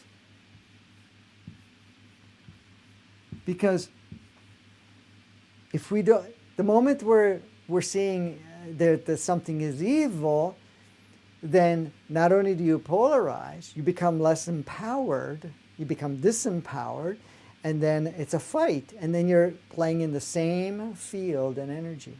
So the point is not to see it as evil, as see it as a very low vibration, low consciousness state of play that we have the freedom to internalize and play with, or we choose at this point in time without any fear, without any idea that there's right, wrong, good, bad, and say, this does not align, this is not where we're going, so that is no longer required. And as you do that, you'll notice that the interaction with it changes, the fuel that is being provided changes. Now, I want to throw a little caveat to that. That is, the energies that supported this operating system is diminishing tremendously. All of this new powerful energy that's coming through, the resurgent, the waking up, what do you call it? Oh, I keep missing out words here. The channeled energies, not the channeled energies, the portals and whatever else that are going on, all of them are streaming very powerful, very consciousness, very stimulating natural state of ourselves, which is the grip of this operating system is being diminished more and more. We're not here to wait for this to fade because we're the only ones that can support it even with the energies coming in. Eventually that's not possible, but at this point, to expedite it quickly and to become much more powerful as self-empowered, then we become part of that transformation that's going on, rather than giving all the power to saying, okay, I'm going to wait for all this stuff to change. No, you already are in action, and all of this stuff that's coming in is not just to diminish this, it's to activate you so that you diminish it. You turn it off because it's no longer required. Okay, so I wanted to talk really quickly. Have you noticed that why all the rules are coming from a small group? The rules, how life works, how the economy works, money works, law works, education works, how the different policing systems work, how the religions work, how scientists, what we can discover or not discover, how the health system, what it can use and cannot use, and what is acceptable or not. Did you ever understand why is it the small group that dictates all of that? Well, because they're operating in this, but at this point in time, it's up to us to say, hey, wait a minute. What's their purpose? To be in that operating system of restriction and limitation. But now we're saying, oh, that was a pretty cool journey and cool experience, but that's not what I'm supporting any longer. I'm done. And that's what we're doing. We're shifting away from that. So it's becoming more and more apparent that a small group, and the best part of it, when you look at the people that are the so-called role players, because we're all role players, but the so-called lower role players that are in the 1%, I'm not even talking about the 0.001%, I'm talking about the 1% and even the 10% as you're going down. If you look at it, they're making it very clear. We don't know what we're doing. We're just following a certain protocol. We're telling you how to live life, but we have no understanding. We're talking about science and we know nothing about science. We're just paying certain people to play scientific roles. We know nothing about the medical service, but we're using other people that are willing to support whatever the agenda may be. We're governing you to tell you how to run your life. Meanwhile, we have no clue. We have no clue. We don't even know what the heck we're doing. And we're showing you. We're being so open and transparent to the point of, besides spelling it out for you, we're showing our actions that we really don't have a clue. We don't even look at anything. But you guys are buying into it. But the thing is, that's what's happening. It's breaking down in that because we're starting to see behind or deeper through the illusion so that doesn't govern us anymore. So you'll see how all of that is playing out in a completely different way, much more powerful way, as we start to look at it and say, here we go. They have no clue. They have no clue. How many times have you had people that said they're experts and then, discovered that they had no clue? This is becoming apparent all over the place. People just follow certain rules, follow certain protocols, follow certain agendas, and whatever else. We're just telling you, we don't know what we're doing. I want you to become empowered, even though that they are not spelling it in those ways. We want you to be self-empowered, to kind of say, okay, we're going to go in self-empowerment, self-directing, and we're going to use our higher self to do so that we all come together and create a new reality and environment. Next thing I wanted to cover. Non-fear, when you say no to something, whatever that is, no in the sense, no, the word no is very powerful, but it only has power when there's no fear behind it and there is no negative energy behind it, or anger, or emotional charge. Let me explain that. If somebody is wanting to harm you, or playing the role of that, so that you understand, and you say, no, no, no, don't do that. Or you're in fear for somebody that is playing out a particular role, and then they may harm themselves, or that they may have a certain experience or something. Or the fact that, I'm saying no to this because there's all these bad things happening. Those are programs. But when you're saying no in a non-fear way, it's saying, you know something? No, I'm not participating. You have no judgment about it. You appreciate it and love it, but you have no judgment about it. That no, you're using source essence. Because now you're stepping into that very empowered state. And if somebody wants to fight you and you say, not interested, and walk away with no fear, without an emotional charge, it's almost like, I'm not even playing there. Why am I going there? Guess what? It actually disrupts that pattern because you're not magnetizing, you're not pulling it in, and it's not requiring this. That's happened so many times and so many examples because that's what we're doing. So if somebody is asking you to participate and you go, no, no, no, no, and you have a lot of fear around it that possibly, may work out, may not work out, maybe I shouldn't say no, whatever it is, or the fact that you're afraid and that's why you're saying no, that is not very empowering. That in fact usually works the opposite, because it creates that other energy only so that you can get it to the point where you say, nah, not interested. So the whole idea with all this rallying and whatever else to make it clear, if you're going out there and you're going to say, okay, we're going to make a statement. The statement is, we are not choosing to participate. We do not consent. But you're not emotionally charged. You're not in going to fight mode. There's no stones being thrown at each other. There's no, because even the police that has to protect because they're following certain agendas from the higher ups that are saying certain ways. But if you're going in a state of love, a very peaceful state, and saying, you know, we're letting you know we're not agreeing, we're not consenting, we're choosing something totally different, then even the police that are power, on their somewhat power trip, if you want to call it that, or playing out that particular role, their operating system becomes disabled. And then they start to see, instead of being that I have to fight to protect and reinforce whatever instructions they received, they start to see themselves as part of you, and they start to see that whatever dynamics that you're representing is also within them, and they start to say, why are we doing this? And there's a lot of people in the military, a lot of people in different levels of police, police, whatever, securities and whatever other roles that they play, have started to shift within themselves. But going in with the state of saying, hey, we're letting you know, we're not participating, we're not consenting, we're not choosing to support this any longer, and we're just showing you what we would like collectively, then it's much more powerful. Okay. No one can stop you.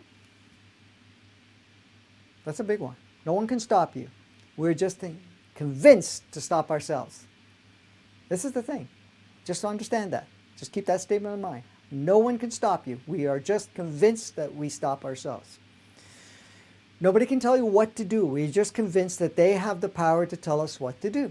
Because if somebody tells you something to do and you really don't want to do it, not because you're angry about it or that you feel that you're disempowered or the fact that you have no say in the matter and you're very not interested, it doesn't matter what they say. You still make your own choice. Now, if you have a program saying, oh, if I say no or I don't follow those rules, they're not going to love me, that's another program in itself. But when you are in a state of non-judgment and you are self-empowered, you have the freedom to what you engage with, who you play with, what you're going to do, and anything of that nature. But we're convinced to say, well, we have to say, we have to stop ourselves or whatever it is. So I just wanted to let you know. So no one can stop you. You can just be easily convinced to stop ourselves. Viruses are created so we feel vulnerable, afraid, we're out of harmony, and most viruses are manufactured. Just saying. Just saying. It's there. But for us to use it, turn it on, turn it off, engage in it, not engage in it, what power it has, doesn't have, all of that. Very free. Very easy dance.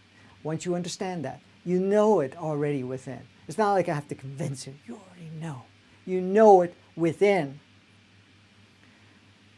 You're part of this creation of this beautiful dance. Nothing could be plugged in and stay sustainable unless we give it power, unless we're convinced that we have to give it power. Like even the idea of miracles or something like that. If you have enough people to believe it, then it's co-created. And even if it's co-created with a deification of some deity that is illusionary in any way or role player that may have existed in the past, then as long as the belief is there, you create it. But you're only creating it because we put a lot of power into it. And it's the same thing. Codes, viruses, anything can be plugged in. We are the ones that turn it on and turn it off. It can't hijack us.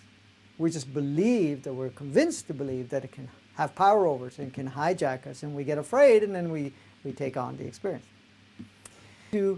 As an idea of safe is just that. Anything else, including change, is considered dangerous. So you could see that safety equals consistency, which is just the program that this says, that change is dangerous.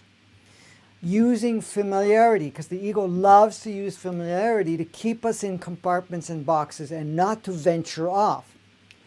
It also uses this to convince that what everybody else is doing or other groups are doing is considered okay, and what you want to branch out and do on your own or create a new pattern or a new direction is not only dangerous, but it's unsafe in the sense of creating a disruption.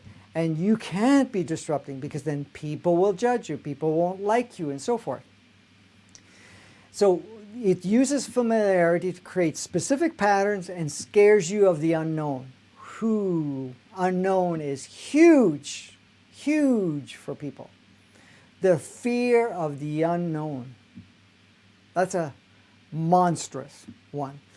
Because the unknown in your natural state is excitement. It flourishes in it because it is an open platform for creation, imagination, expression beyond any limitation. However, this operating system, through this operating system, in creating its limitation, says one thing: the unknown is dangerous. Change is dangerous. And this is why we're afraid of the unknown. We need to know what tomorrow's going to be like. Or is it going to get better? Or is this or that? There's so much focus on that. But in fact, really the unknown is the most powerful state, because there you could choose to create something brand new each moment. And that's the beauty of it. Our natural state is in this excitement state. It's like, why would we want to know? We're going to just try it out. And we can adjust along the way any time as we go along. If it doesn't match us and it only aligns for a short period of time, then I will continue making adjustments so that the alignment is always consistent to what I am becoming moment by moment. Because each moment you're becoming a grander aspect. Each moment your consciousness expands. Each moment your experience level expands. Each moment you're becoming more aware of your possibilities.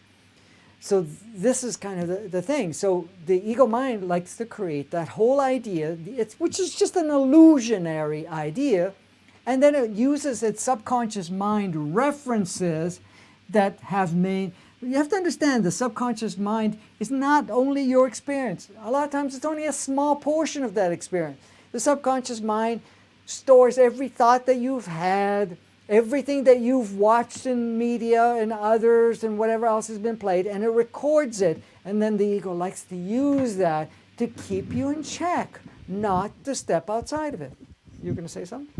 Yes, Farah is asking, if religion was created for separation and control, what about prophets and messengers that many religions are based on? Are they from the Lucifer system?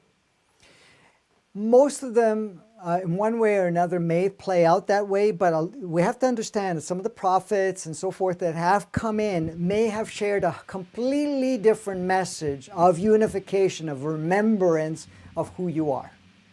Okay? Like some of the different so-called prophets that have come in may have shared what was current at that time. However, how it was interpreted, how it was reworded. For example, you take some of the books that are considered sacred books, they have been interpreted. First of all, they're interpreted from the language. Second of all, they've been rewritten over and over again at different times, under these operating systems. This is the thing, is if you're receiving information from a specific prophet, you're going to find certain things will resonate with you, other things will not. So the moment it doesn't resonate, if it doesn't really match from a source essence perspective, then you're going to look at it and say, okay, I'm seeing that these parts of it are not in any way, shape, or form matching that wisdom that is being shared. So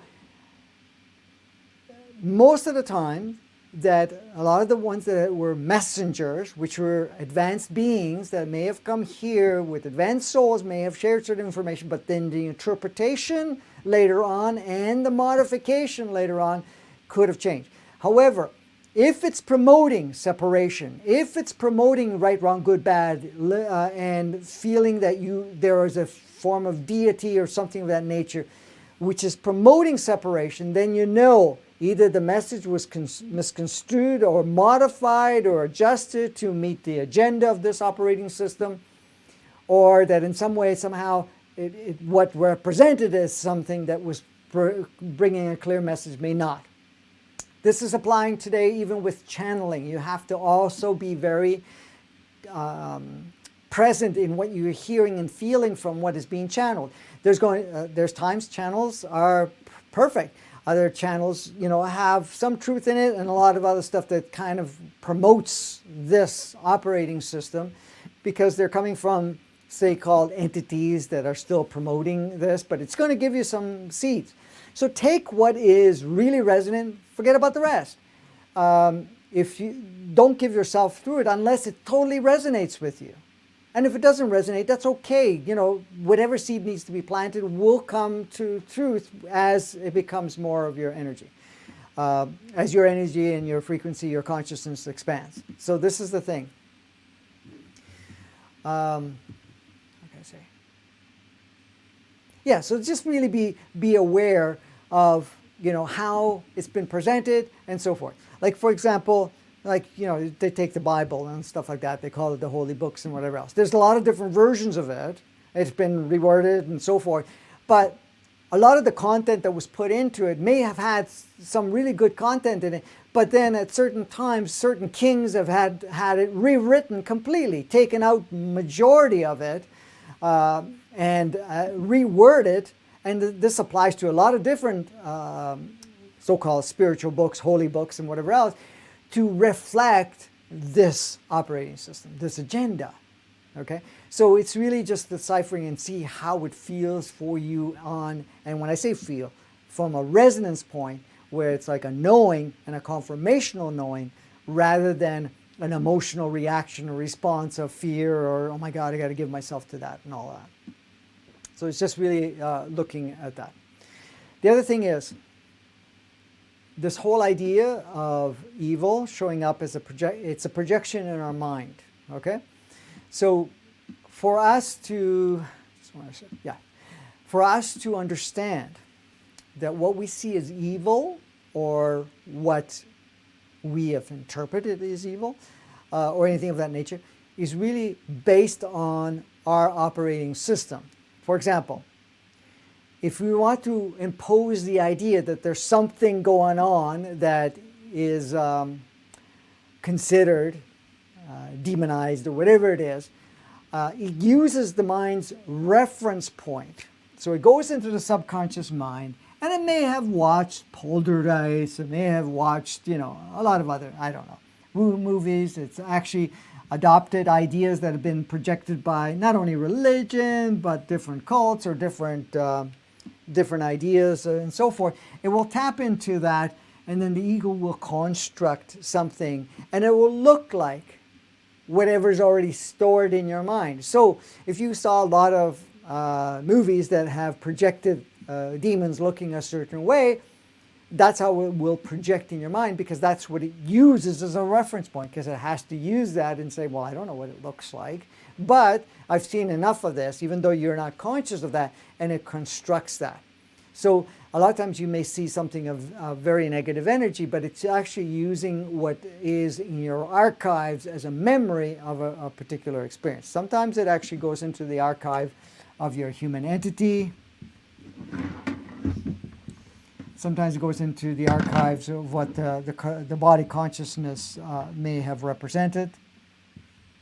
And when I'm saying body consciousness, I'm just going body memory more than anything else. But most of the cases, it's really just using what has been conditioned and so forth. Now, some of it is handed down from the lineage, those memories of what that looks like. So, for example, somebody says, well, there's the devil or whatever it is.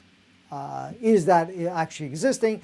Is there a deity that plays that particular role? There's many deities that have taken on that particular role and say, "Oh, I'm going to play the role," but the way they appear to you will appear very different. It could be looking angelic, but it may play out in a different way as you'll see the opposite. Or you can see it as something really, really scary based on, what your memory has a reference point, because you get conditioned to see things a certain way. All right, I'm going to go through it a little faster. Am I tiring you up? I'm getting tired. Okay. Let's see how many more points I want to cover. Well, there's going to be a 6, a 7, an 8, and a 9, and a 10, and 11, and 12, and 13, 14. That's going to be quite a few more. So I got to get back to where I was. So I can cover this a lot faster. Well, I don't know. Wow. Okay. Do whatever. I'm going to do what I can. Just cut it off at a certain point. 6. You mean you're giving me like 6 minutes? All right. We might go over just a few minutes after that. Okay. See how much I can cover in the next few minutes. Well, I didn't want to go to 6, but we may end up there after all. The reason I'm putting a lot of emphasis on all of this is kind of really just giving you a good operating understanding how things are so that you can actually move more quickly through your stuff. I'm not here to tell you how, what to do and anything like that. I'm just giving you the seeds so that it activates your own knowing, because all of this stuff you know within yourself. Okay, so I'm going to go through. Okay, so the first thing. There's a lot of us souls on the planet that are working on the back end. There are other beings that are brother-sister souls that are working on the back end. And when I say back end, they're working on some of the operating system. They're also changing some of the constructs, some of the patterns and not labels, but operating systems that are piggybacked on each other. So that the unraveling of these particular programs and to become more self-empowered, neutralizing and removing the various programs so we can become more free is being worked with us collectively. Of course, it still highly involves us doing it. It's really not in the sense where anything or anyone or other aspects of yourself are doing it for us. It's not about getting things done for us. They're just creating enough changes, like including the inverted matrix. When all that got unplugged, that was us really choosing to do so. Many of the souls who were here say, okay, we're going to do it together, and that they have worked. That you may not be always conscious, some of you are, that was involved in that. And then, of course, it worked with our beautiful, powerful beings that are also aspects of ourselves that, they were involved in the turning off and making adjustments in the operating system so that it just made it easier for us to do this transition. Because based on the way we were going, there was a lot of opportunities for us to bring an Armageddon type or self-destruction operating system into place, or I shouldn't say system because the system was already there, but more of an outcome of that nature. So just to understand that it was there for us as an availability and as a potentiality, but we had agreed collectively that we were not going to go there. We're not going to use that as part of our experience moving forward. Okay, so I wanted to talk about education. Mainly, most of the education, which I've talked about, does not allow us to be ourselves, are conditioned to follow particular programs, to be self-enslaved, to buy into the ideas and a way of life. So just to understand, there's expansive education, which a lot of people are just doing self-education or are exploring from other experts. it's great to learn from other people that have made certain things, but we have to also understand just the fact that we're getting some of the input, then we still have to apply what feels natural to us because they are still sharing their experience. When you're talking about conventional education, which is the system itself, it's really, I know a lot of people are saying that education was designed to create workers, but really it was created to really shape our way of life and thinking and what we allowed ourselves or not. So most of the souls come here to experience it, to experience life, to experience what our current, and when I say current, what whenever you entered and whatever you've experienced up to now, to experience it, transmute it, and bring it to a natural order. Okay? So it's not the fact that you made a mistake or anything of that nature that I'm going through all of this. You're basically coming here to experience it, to have a deep understanding of how it works, how the mechanics may have worked, what polarization that we've made, what was available for us, the disconnect that was available for us to experience, all of that, but then now to transmute it and to bring things to a natural order, which a natural order at this point is the real, our true operating system that aligns with, not only what Gaia represents, but our true nature of operating and everything on the planet, but also what aligns with our own solar system and galaxy and so forth. So we're just bringing all of that. Experience is an experience. It's time to reshape and redirect our harmonious experience while enjoying a co-creation in this playground in these powerful bodies. So really to understand the fact that an experience is an experience, but what we're doing right now is we're reshaping our experience. We're redesigning not only our playground, but the way we choose to experience life.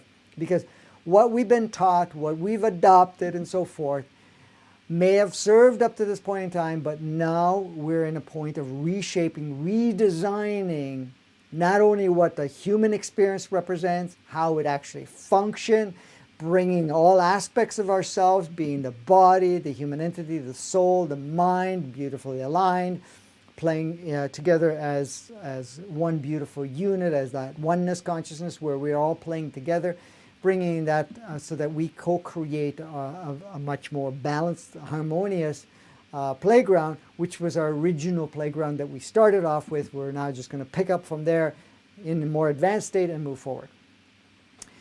The other thing I wanted to say, there's no right or wrong. However, we do have preferences, natural operating system that is available for us. So the thing is, no experience is right or wrong, good or bad. They're just experiences, but at the same time, there is a natural order, which is a natural order, something that's always unfolding within ourselves because what's happening? We're becoming more aligned with our natural state because that natural state is coming to the surface so that we redesign, reprogram, reoperate, re-engage with the operating system of our natural state. Okay. You're going to say something? I was just going to say it's a lot for everyone to absorb 2 hours of what you're talking about. Am I overwhelming them again? Possibly. Okay. I don't know. But I don't know how much more you have left there to cover, but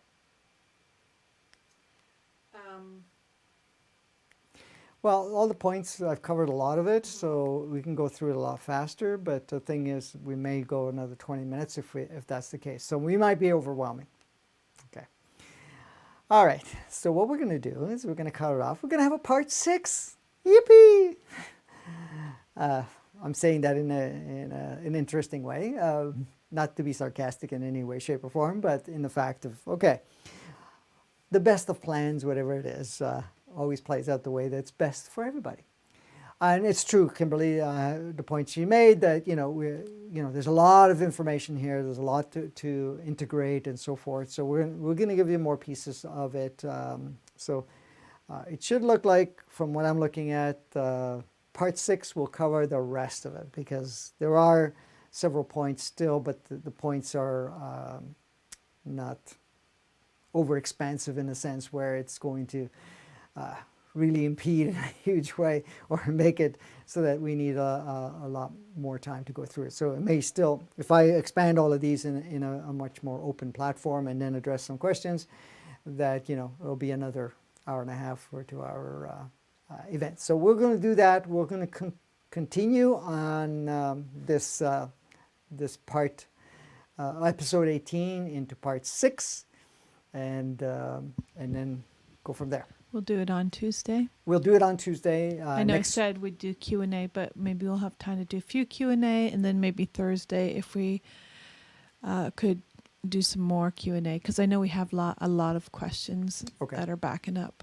Okay, so what we'll do next week then, the Tuesday we'll carry the rest of this, and then we'll cover the Q&A, and like Kimberly said, then the Thursday we can cover a lot more of the Q&A because we have a lot of questions that we've collected, and then come Saturday, which will be the following Saturday, then we can see we can go into episode 19 and move on from there.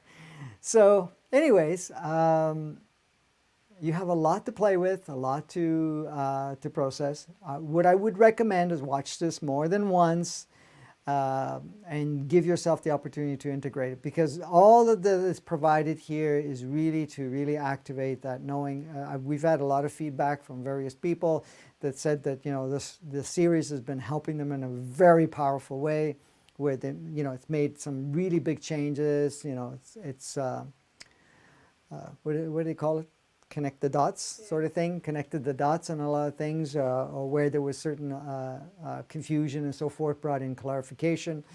A lot of times the confusion is caused by this, certain information that is being shared, and the energies that come with that actually now connects with that source essence of yourself, and it's like, oh, well, now I can see it. It all falls into place. We're going in a very powerful transformational time. This is why this series is there to assist you as much as possible, to really, really support you in any way possible. So will continue. We're still planning to do 3 times a week. We may throw in some extras if we feel guided to do so, or we have the time to even do so, because there's a lot of work that we do at the same time. But we will address a lot of the questions and so forth along the way. And there's much more to cover in the series as we continue going along. We've been giving you longer episodes and parts because of the fact that right now it's very crucial for a lot of the things that we're doing, and we really want to move things forward in a big way. So anyways, join us this Saturday in a couple of days for our group, or what we can call global meditation, love and appreciation. And the purpose of that is to connect with our very most powerful essence of ourselves, love and appreciation for ourselves, love and appreciation for the beautiful landscape, and then to really be very active energetically and very consciously to allow the changes to move a lot more smoothly and to activate more people in that. So please share with others. The more of us that come together, the more powerful it will be, because we're doing this together. All I'm doing is it's going to be a guided meditation, so I will be guiding you. We will have music to kind of support it, higher vibrational music that's done by Marco, and that you've heard bits and pieces of it. We're going to include that in it. And we don't expect it to be a very long meditation, but at the same time, it could go for a while. Go ahead. I just wanted to also say this is in alignment with all this information that's being shared.